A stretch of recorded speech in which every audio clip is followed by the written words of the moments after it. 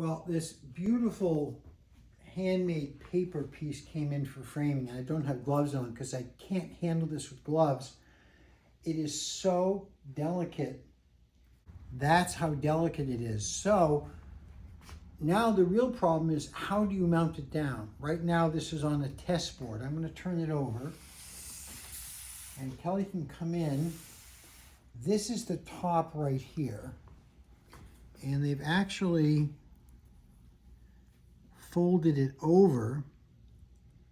So my first thought was some little dabs of rice starch paste all along there. Two problems with that. One, that's such a thin little strip, I'm afraid some of the rice starch paper would spread out beyond this little gluing strip. And two, I'm even afraid to test this. It's very possible that the dyes used in this are water soluble. So what I've come up with is I'm going to pin it down. I'll be back in 1 second. I already did a test. I put a pin through it and took it out.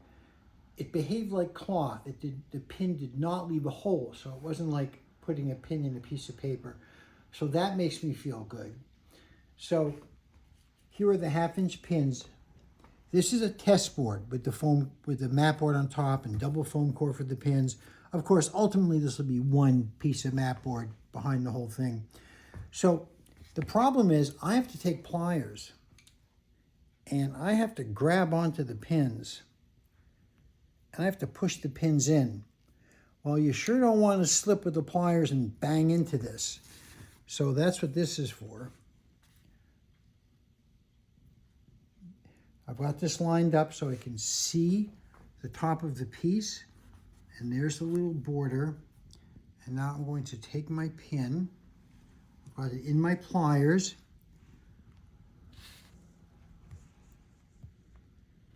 I'm going to come straight through.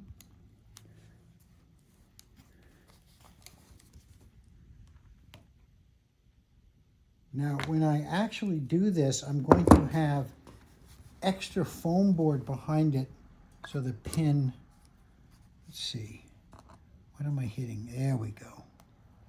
Okay. That's the pin. I'm not going to put the pin in all the way now because it's very hard to get. Well, I can push it out from underneath. I think I will. All right. So that's the pin. I'm going to put a pin every 2 inches, and then we're going to hold the piece up and see if it hangs okay, if it's happy, and if that works, then we're going to get the real mat board out and start making this project. All right, so you saw the test pinning of this piece, and so here it is ready to pin. And sort of the standard I've come up with things that aren't square like this is I make the top here and the sides here the same as each other. So these two are the same as each other.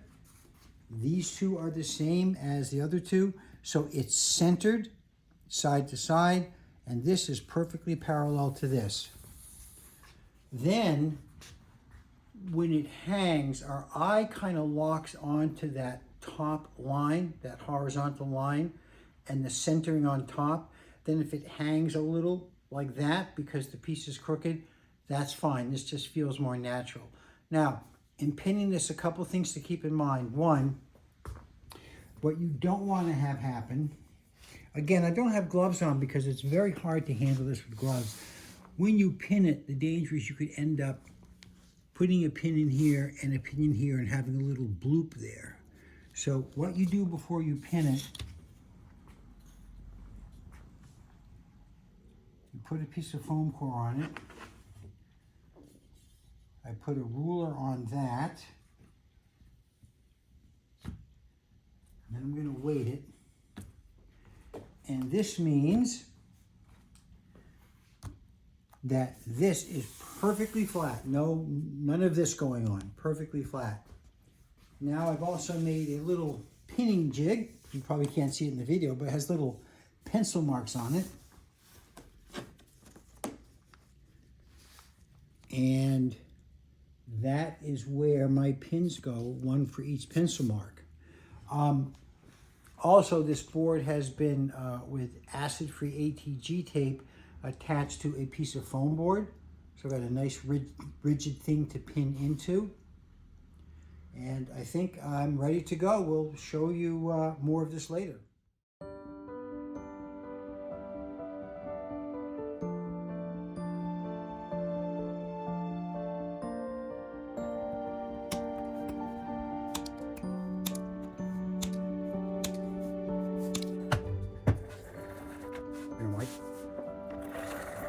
I'm just filming, it's kind of cool perspective.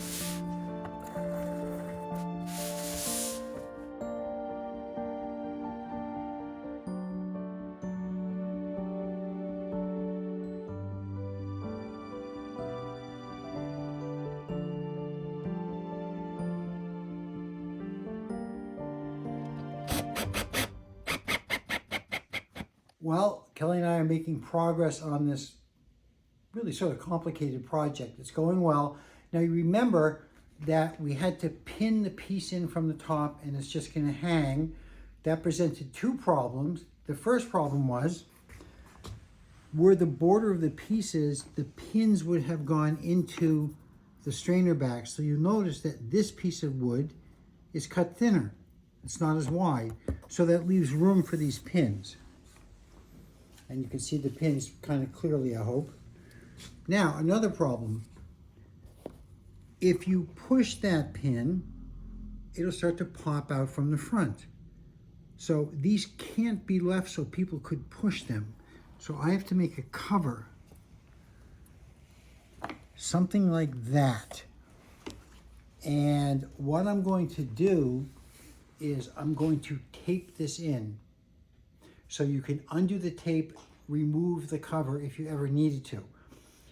You should never have to break something to take it apart. The easiest thing to do would be to put a little CA or crazy glue there. The problem with that, the pin could still get pushed, but it would certainly help that from being a bad thing. But then if you wanted to pull the pin out, you're probably going to start pulling a little hunk of crazy glue right through the nice teeny little pinhole, making it bigger. So the only thing to do is what we're going to do, which is cover these up. I made this cover out of an acid-free mat board. And what's going to happen is the cover is going to go here. Now we've cut up the screws. Of course, we don't want the cover getting pushed onto the screws. So then a piece of foam core gets put on here to hold everything in place. And I may decide to tape this little triangle thing I built onto here. I'm still thinking about that. So anyway, let's put it on. I'm gonna go get the foam core that I had pre-cut and ready to go. There's my line. I'm gonna come up a little past that line, I think.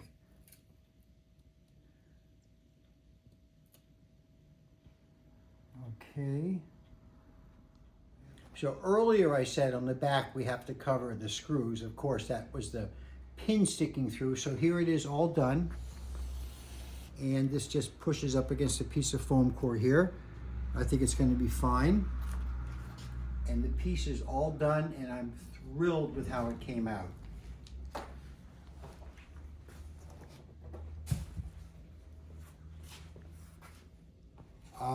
As always, I always say this, I think our client's going to be very happy.